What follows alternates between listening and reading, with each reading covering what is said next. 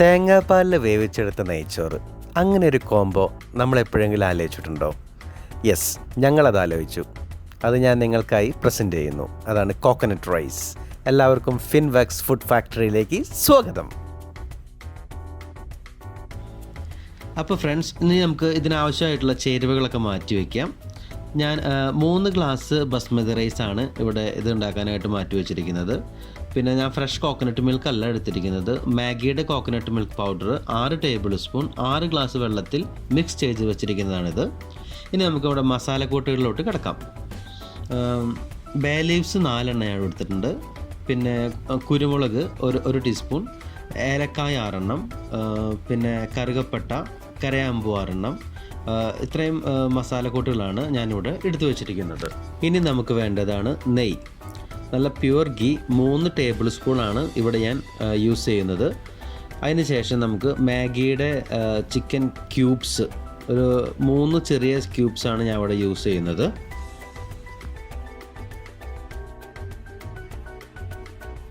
Friends, നമുക്ക് ആദ്യം തന്നെ ബസ്മതി റൈസ് എടുത്തിട്ട് നന്നായി കഴുകി മാറ്റി വയ്ക്കാം. ഒരു 10 to 15 മിനിറ്റ്സ് കഴുകി മാറ്റി വയ്ക്കണം. അതിന് ശേഷം നല്ലൊരു പാത്രം എടുക്കുക. അപ്പോൾ ബിരിയാണിക്ക് ഉണ്ടാക്കാൻ ഉള്ള പാത്രമാണെങ്കിൽ അത് മതി. അതിലോട്ട് നമുക്ക് ആ 3 ടേബിൾ സ്പൂൺ നെയ്യ് ഒഴിക്കുക. ആ ചൂടായ പാത്രത്തിലോട്ട് ആ നെയ്യ് ഒഴിച്ച് നന്നായി നെയ്യും കൂടി ഒന്ന് ചൂടായതിന് ശേഷം നമുക്കതിലോട്ട് നമ്മൾ മാറ്റി വെച്ചിരിക്കുന്ന മസാലക്കൂട്ടുകളൊക്കെ നമുക്ക് ആഡ് ചെയ്യാം.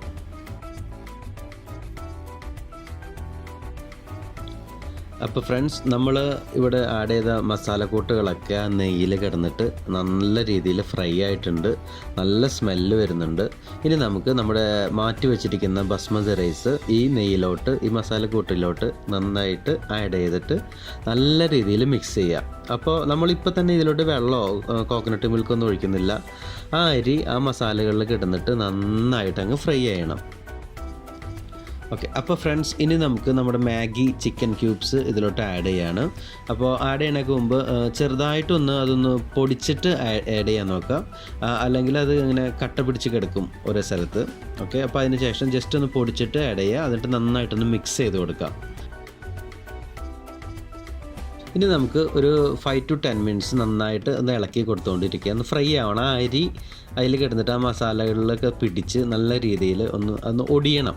എന്നുവെച്ചാൽ നമ്മൾ ജസ്റ്റ് 2 വിരലുകൊണ്ടൊന്ന് പ്രസ് ചെയ്ത് കഴിഞ്ഞാൽ പൊട്ടി വരണം അരി.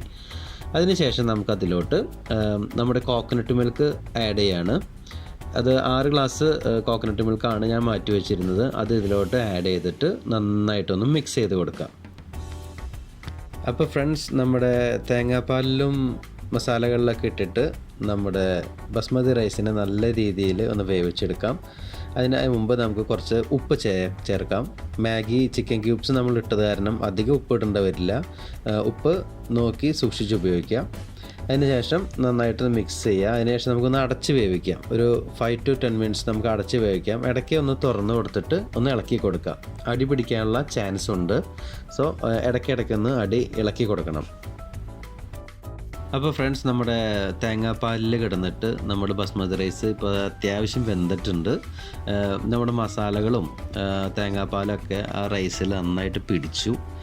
നമുക്കൊരു 5 മിനിറ്റ്സ് തുറന്ന് വെച്ചിട്ട് മിക്സ് ചെയ്തിട്ട് നമുക്ക് ഒന്നും കൂടി ഒന്ന് ഡ്രൈ ആക്കി എടുക്കാം.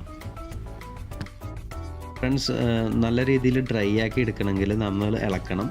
അപ്പോൾ ഇളക്കുമ്പോൾ അരി പൊടിയാത്ത രീതിയിൽ, ഉടയാത്ത രീതിയിൽ സൂക്ഷിച്ച് വേണം കേട്ടോ ഒന്ന് ഇളക്കാൻ.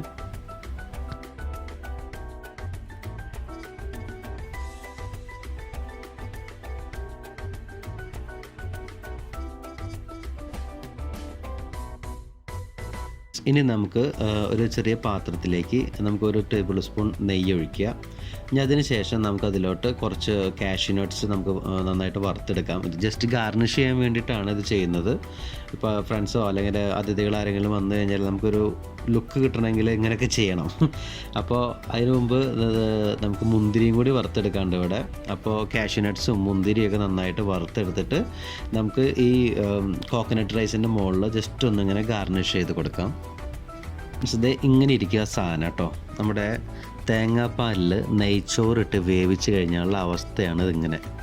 ആ തേങ്ങാപ്പാലിൽ മൊത്തം മൊത്തം ആ നെയ്ച്ചോറിൽ പിടിച്ച് നല്ല പ്രത്യേക ഒരു സ്മെല്ല്, നമ്മുടെ ആ മസാലകളൊക്കെ ആഡ് ചെയ്തിട്ട് അതിൻ്റെ സ്മെല്ലും ആ ഒരു തേങ്ങാപ്പാലിൻ്റെ ഒരു ടേസ്റ്റും സൂപ്പർ സാധനമാണ്. എല്ലാവരും തീർച്ചയായും ട്രൈ ചെയ്ത് നോക്കാം കേട്ടോ ഫ്രണ്ട്സ്. ഇതിനായിട്ട് നമുക്ക് പ്രത്യേകിച്ച് സൈഡ് ഡിഷൊന്നും വേണമെന്ന് എനിക്ക് തോന്നുന്നില്ല. നമുക്കിപ്പോൾ സലാഡോ പപ്പടം പിക്കിൾ അല്ലെങ്കിൽ ഇപ്പോൾ വീട്ടിലെന്തെങ്കിലും ഇപ്പോൾ എഗ് റോസ്റ്റ് ഉണ്ടോ ചിക്കൻ റോസ്റ്റ് ഉണ്ടോ എന്തിൻ്റെ കൂടെ വേണമെങ്കിലും നമുക്ക് കഴിക്കാവുന്ന നല്ല സൂപ്പർ സാധനമാണ്. അപ്പോൾ എല്ലാവർക്കും ഇഷ്ടപ്പെട്ടെന്ന് കരുതുന്നു. Thank you very much.